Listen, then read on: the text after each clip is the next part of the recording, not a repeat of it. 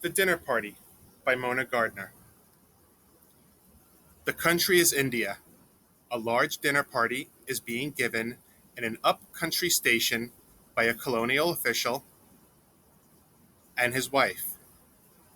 The guests are army officers and government attachés and their wives and an American naturalist.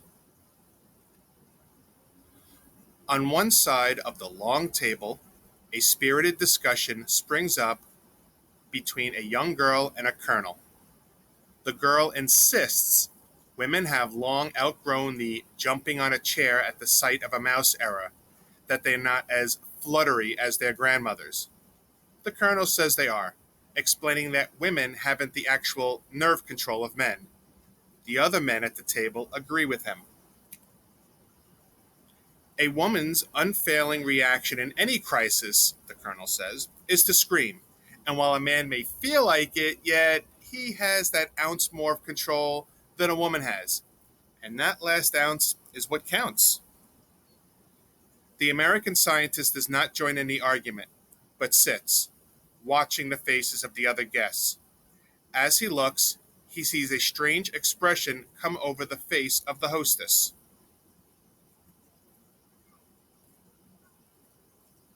She is staring straight ahead, with the muscles of her face contracting slightly. With a small gesture, she summons the native boy standing behind her chair. She whispers to him. The boy's eyes widen. He turns quickly and leaves the room. No one else sees this, nor the boy when he puts a bowl of milk on the veranda outside the glass doors. The American comes to with a start. In India, milk in a bowl means only one thing. It is bait for a snake. He realizes there is a cobra in the room. He looks up at the rafters, the likeliest place, and sees they are bare.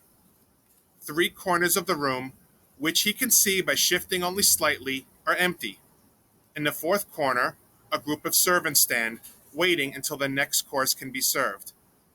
The American realizes there is only one place left, under the table.